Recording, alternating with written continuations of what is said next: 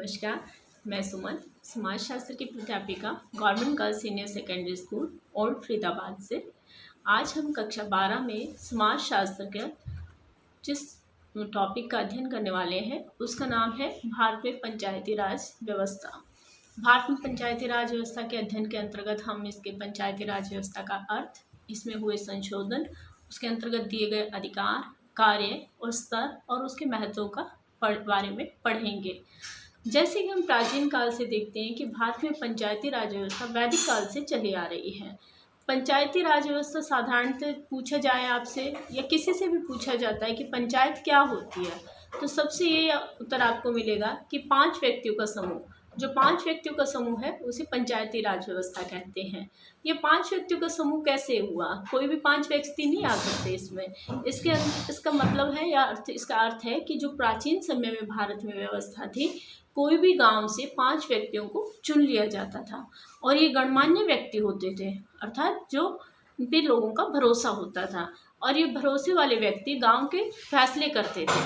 वो कैसे करते थे? गांव की कोई समस्या आ गई तो उसे ऊपर तक पहुंचाने के बजाय वहीं का वहीं निपटारा कर दिया जाता था और पंचों को ये अधिकार होता था कि वो जो निर्णय सुनाएंगे वो गांव के लोगों को मान्य होता था।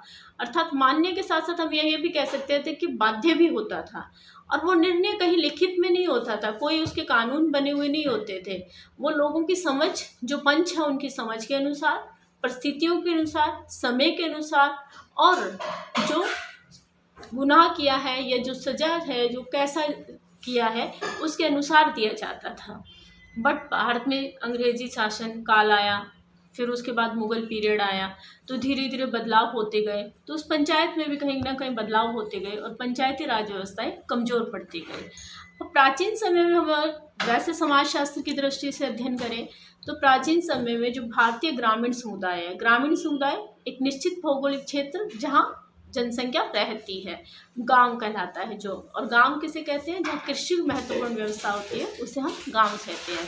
तो ग्रामीण समुदाय एक ऐसा समुदाय है जिसका मुख्य व्यवसाय कृषि हो और एक निश्चित भौगोलिक क्षेत्र में रहती हो, वह ग्रामीण समुदाय कहलाता है। तो ग्रामीण समुदाय की जो सामाजिक संरचना थी, अर्थात जो समाज बना हुआ था, उसका टिका हुआ था, उसका निर्माण संयुक्त परिवार, दूसरा आता है जाति व्यवस्था और तीसरा आता है ग्रामीण पंचायत, इन पर आधारित था। ग्रामीण पंचायतों का गठन ग्रामीण स्वशासन की इकाई के रूप में हुआ था। अब यहाँ स्वशासन का अर्थ हम लेते हैं कि अपने द्वारा, सबके द्वारा, अपने द्वारा चुना हुआ शासन। उसमें हम कहेंगे कि ग्राम के जो लोग हैं, गांव के लोगों ने अपने द्वारा प्रत्यक्ष रूप से किसी व्यक्ति को सरपंच के रूप में चुनाव किया, वो ग्रामीण स्वशासन था, जो गांवों के प्रबंध, शांति व्यवस्था, सुरक्षा इत्यादि कार्यों को देखता था और गांवों के हितों की रक्षा करता था। इसके साथ साथ वो अपने गांव को ऊपर ले जाने के लिए कार्य करता था। अपनी गांव की बात है, अगर उसकी कोई सॉल्यूशन नहीं हो रहा है, समाधान नहीं हो रहा है, तो राज्य स्तर पे राजा या जो भी उस समय होता था उनके सामने पहुंचाया जाता था। अब बात आती है, धीरे धीरे टाइम बदला, मुगल पीरियड आया, अंग्रेज आए, तो अंग्रेजों से जो हम स्वतंत्रता से पहले की बात करते हैं, तो वैसे तो भारत में स्वतंत्रता से पहले भी पंचायती राज व्यवस्था का गठन हो चुका था। स्वतंत्रता से पहले अगर हम जनक की बात करें, या जनक अर्थात पिता के रूप में जाने जाते हैं लॉर्ड रिपन, जिन्होंने मद्रास में सबसे पहले पंचायती राज व्यवस्था की शुरुआत की। स्वतंत्रता के बाद कुछ इसके समर्थक पंचायती राज व्यवस्था के कुछ समर्थक में नहीं थे, लेकिन गांधी जी का जो प्रिय था वो पंचायती राज व्यवस्था थी। गांधी जी चाहते थे कि भारत एक ग्रामीण प्रधान देश है, उसकी आत्मा गांवों में रहती है, और जब तक भारत के गांवों को अधिकार नहीं दिए जाएंगे, तब तक भारत का प्रत्येक व्यक्ति सक्षम नहीं होगा और भारत एक मजबूत राष्ट्र नहीं बन सकता। जब भारत को अगर मजबूत राष्ट्र बनाना है तो उसके लिए हमें गाँवों को अधिकार देने होंगे, उनकी पंचायतों को मजबूत बनाना होगा। बिना पंचायतों के मजबूत बनाए, उनके अनुसार ग्राम पंचायत के बिना गांव का विकास अधूरा है। वह ग्राम पंचायतों को राम राज्य का आदर्श मानते थे। अब हम एक छोटी सी बात करेंगे कि गांधी जी को ये बहुत प्रिय दर्शन था, मतलब दर्शन उनका एक सोच थी कि गांवों के विकास के लिए ग्राम पंचायत का होना बहुत ज़रूरी है।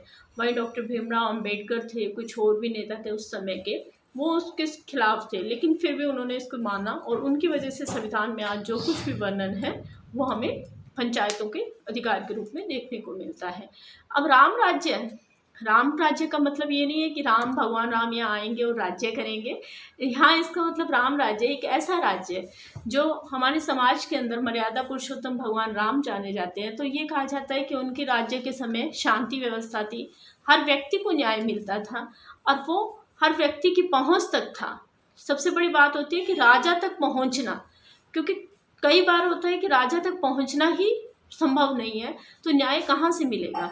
तो राम राज्य के अंदर ये मानते हैं कि हर व्यक्ति की पहुंच थी राजा तक और राजा उसकी सुनवाई करता था, उसके अनुसार न्याय दिया जाता था। और राम राज्य एक ऐसा राज्य था जहाँ चोरी डकैती जैसी कोई चीज़ें नहीं होती थी।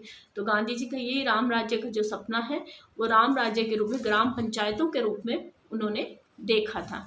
अब पंचायती राज की शुरुआत गांधी जी के दर्शन के अनुसार शुरू भी हुई और गांधी जी के सपने को साकार करते हुए संविधान में व्यवस्था की गई। 73वां संविधान संशोधन किया गया 1993 में 24 मार्च को। तो उसमें ये दिखा कि ग्रामीण पंचायत या गाँवों को हम ये कह सकते हैं कि त्रिस्तरीय व्यवस्था की गई, काफ़ी सारी शक्तियाँ दी गई और गांधी जी के अनुसार उसको लागू भी करवाया गया। जिसे लागू जो किया गया था वो सर्वप्रथम राजस्थान के नागौर डिस्ट्रिक्ट में लागू किया गया था। राजस्थान के नागौर में 2 अक्टूबर 1959 को सर्वप्रथम राजस्थान के नागौर जिले में पंडित जवाहरलाल नेहरू के हाथों से ग्राम पंचायत व्यवस्था की शुरुआत की गई। लेकिन इसमें एक संविधान में बात थी कि ये किसी भी राज्य पर बाध्य नहीं होगी, कोई भी राज्य मानने के लिए इसको बाध्य नहीं होगा। तो धीरे धीरे मानने के लिए बाध्य नहीं था, परंतु पहले राजस्थान में शुरुआत हुई, फिर उसके बाद आंध्र प्रदेश में शुरुआत हुई, फिर धीरे धीरे ये कॉन्सेप्ट था तो वो सभी राज्यों को अच्छा लगने लगा और धीरे धीरे सारे राज्यों ने उसे अपना लिया तथा गांधी जी के सपने ने एक साकार रूप ले लिया कि ग्राम पंचायतें आई और उसको साकार रूप में लिया गया। अब सपना साकार होते होते पूरे भारत के अंदर पंचायती राज व्यवस्था फैल गई और उस पंचायती राज व्यवस्था को कैसे किया गया। पहले बलवंत राय मेहता कमेटी की एक स्थापित की गई, उस समिति ने रिपोर्ट सौंपी और उसी समिति के आधार पे ग्राम पंचायत की स्थापना की गई और जो इसको जोड़ा गया था वो भी कानून वगैरह शक्तियाँ उसी पे दी गई। जो समाजशास्त्री अलग अलग उन्होंने ग्राम पंचायत को एक अलग अलग नामों से जाना है।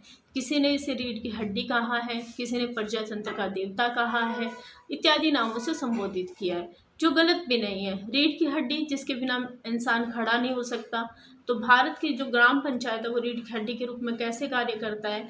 अगर भारत की शुरुआत ही गाँवों से होती है, भारत की 50% से ज़्यादा जनसंख्या गाँवों में रहती है, अगर हम वो गांव ही सही ढंग से सुचारू रूप से नहीं चलेगा, अगर उसकी पहुंच आगे तक नहीं होगी, तो हम कैसे सोच सकते हैं कि वो कैसे होगी। भारत की जो रीढ़ की हड्डी है वो गाँव है और गाँव की जो रीढ़ की हड्डी है वो पंचायत है।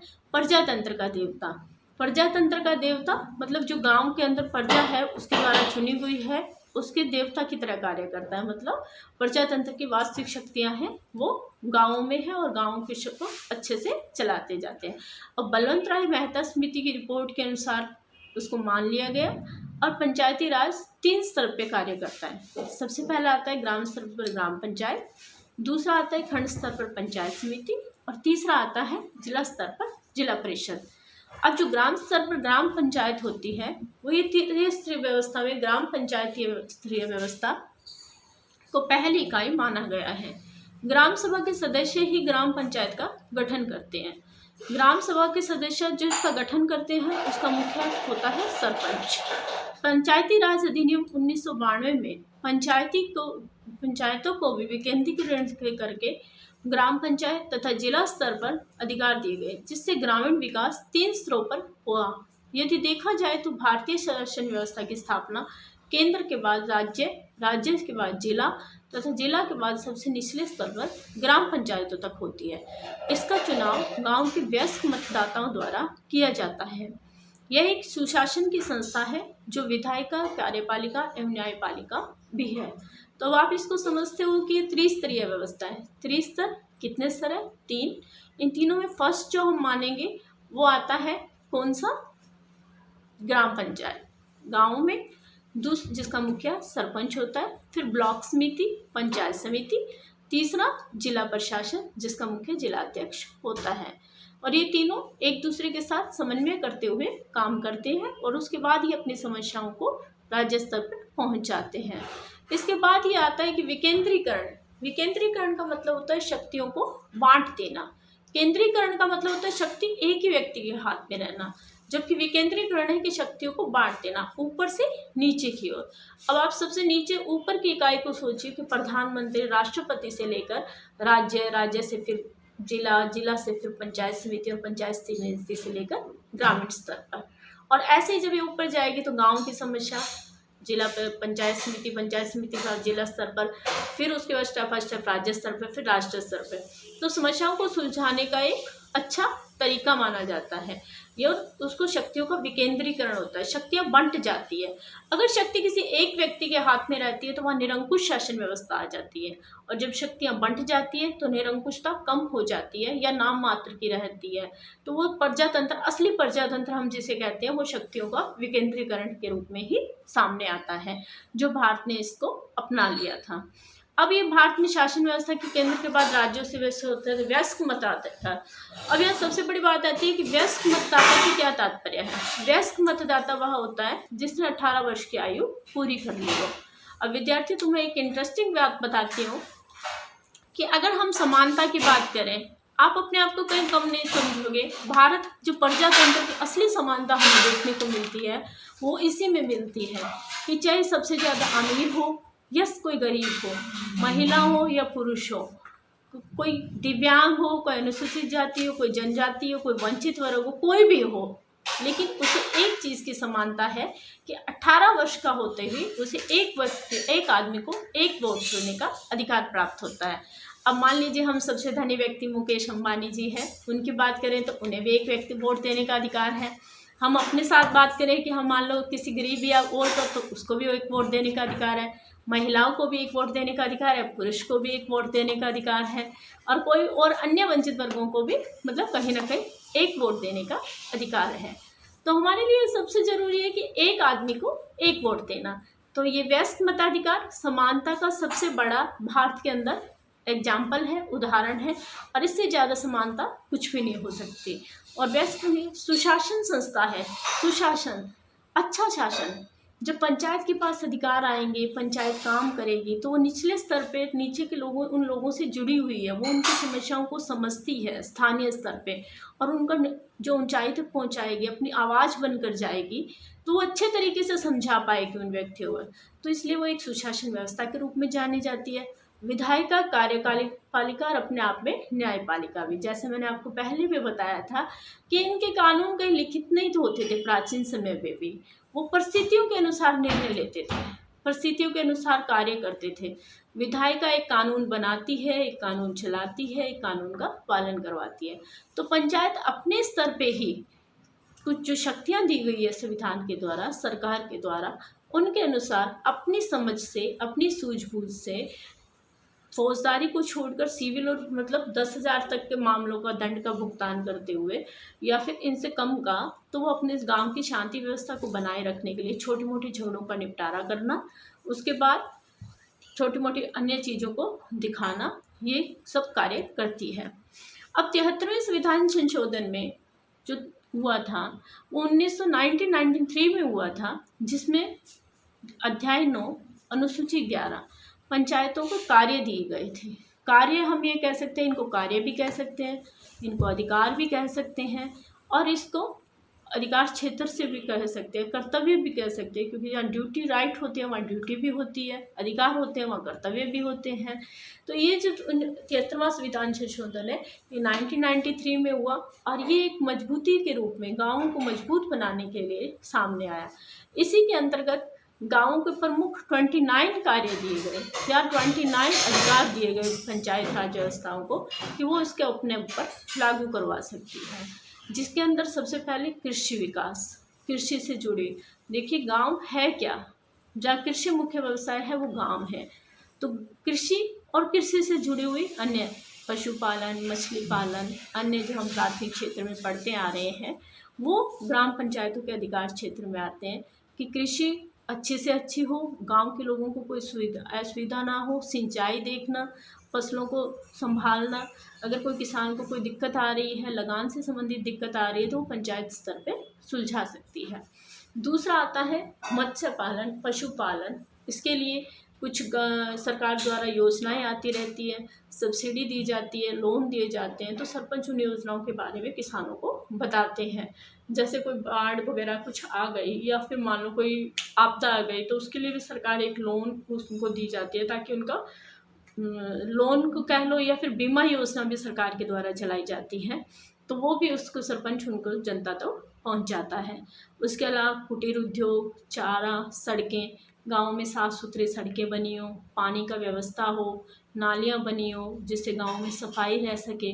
उसके अलावा लाइट की अच्छी व्यवस्था हो, रोशनी हो, जिससे कहीं भी अंधेरा ना हो गांव में। अच्छा एक जिसे हम कहते हैं लोगों को जीने की सुविधाएं, जो मूलभूत सुविधाएं हैं वो उपलब्ध हो। इंदिरा गांधी आवास योजना के अंतर्गत जिनके पास घर नहीं हो, जो गरीब लोग हैं, उनको घर बना कर दिया जाए। इसके अलावा स्वास्थ्य मेले लगाना, जिससे कि जनता का आपस में जुड़ाव हो सके, ये भी ग्राम पंचायत को अधिकार दिए गए हैं। कई जन्माष्टमी का मेला लग रहा है, कई लोकल देवी देवताओं का मेला लग रहा है, जिससे कि गांव के लोग आपस में जुड़े हुए हो और उनसे उनको इनकम भी होती हो। इसके अलावा परिवार कल्याण कार्यक्रम के बारे में, प्राथमिक क्षेत्र पर जो डिस्पेंसरीज वगैरह होती है उसके साथ सहयोग करना और लोगों को बताना। छोटे परिवार के सुखी परिवार होता है, छोटे परिवार के फ़ायदों के बारे में बताना। और अनुसूचित जाति, जनजाति और एक वंचित वर्ग में जो आती है वो जनजाति, जाति, दिव्यांग और महिलाएं, तो इन सब के विकास में सहयोग करना। स्त्रियों की शिक्षा को मजबूत करने के लिए, लड़कियों को ज़्यादा से ज़्यादा पढ़ाने के लिए सरपंच प्रोत्साहित कर सकता है। पंचायती राज व्यवस्था महत्वपूर्ण भूमिका निभा सकते हैं। अनुसूचित जाति और जनजाति के साथ कोई भी ऐसा गैर जिम्मेदाराना व्यवहार ना हो, इसके लिए पंचायत जागरूक कर सकती है, छुआछूत को मिटा सकती है। मतलब उसे जो अधिकार दिए गए उनके साथ साथ उनके बहुत सारे काम होते हैं, तो उन कामों को अगर वो सही ढंग से क्रियान्वयन करे तो एक गांव आदर्श गांव के रूप में बनकर सामने आता है। और सरकार कुछ गांवों को सिलेक्ट भी करती है आदर्श गांव के रूप में, ताकि उन्हें ऊपर से और अधिक सुविधाएं दे दे। वो एक मॉडल के रूप में होता है जिससे दूसरे गाँवों को प्रेरणा मिले। तो उससे ये सब पंचायती राज के अंतर्गत आने वाले कार्य हैं, जिनको अगर सही ढंग से निभाया जाए या सही ढंग से किया जाए तो पंचायती राज व्यवस्था मजबूत बनती है।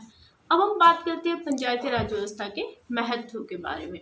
महत्व, इसे हम पंचायती राज व्यवस्था का महत्व भी कह सकते हैं, इसे हम पंचायती राज व्यवस्था के कर्तव्य भी कह सकते हैं। मतलब क्या इसका रहा है, तो पंचायती राज व्यवस्था अब तक हमने पढ़ा तो बहुत महत्व रहा है। एक गांव मजबूत हो रहा है, गांव को शक्तियां दी गई है, महिलाओं के सुधार का काम हो रहा है, शिक्षा का प्रसार हो रहा है, शक्तियों का विकेंद्रीकरण हुआ है, प्रजातंत्र का देवता, रीढ़ की हड्डी जो हमने सुना वो सही ढंग से है, जब कार्यपालिका, न्यायपालिका, व्यवस्थापिका एक ही रूप में काम कर रही है। तो इसके अलावा भी हम देखते हैं तो वो एक सशक्त राष्ट्र बनाने में महत्वपूर्ण भूमिका निभा रही है। यह संस्थान स्थानीय स्तर पर जनता का प्रतिनिधित्व करती है। स्थानीय स्तर पर जैसे एक गांव का सरपंच है, वो गांव के लोगों की समस्याओं को ऊपर लेकर जाता है और उसको समझाने का प्रयास सरकार द्वारा चलाई जा रही योजनाओं का लाभ समाज के कमजोर और वंचित तबके तक पहुंचाना, लोगों को भरोसे में लेते हुए शासन में उनकी भागीदारी को बढ़ाना सुनिश्चित करती है। यदि पंचायती राज संस्थाओं को सही भी जरूरी संसाधन उपलब्ध कराए जाते हैं, सभी जरूरी संसाधन, क्योंकि जो हमने 29 उनको बांध दिया है शक्तियों में, इसके अलावा उनको थोड़ी सी स्वतंत्रता दे दी जाए और थोड़े और अधिकार दे दिए जाए तो वो बहुत अच्छे ढंग से कार्य करती है। अभी उनके पास बजट कम होता है, अगर उनके बजट को थोड़ा बढ़ा दिया जाए तो वो और अच्छे ढंग से कार्य करने में सक्षम हो जाएगी। ग्रामीण लोगों के लिए महत्वपूर्ण भूमिका जो मेन होती है वो गाँवों के लोगों के आवाज़ को ऊपर पहुंचाना है। उसके अलावा जैसे अब ग्रामीण पंचायत के चुनाव में पहले था महिलाओं का प्रतिनिधित्व नहीं होता था और महिलाओं को 1/3 आरक्षण दे दिया गया है। 1/3 तो बढ़ाकर 33% होता है, अब इसे 50% भी कर दिया गया है कुछ जगह।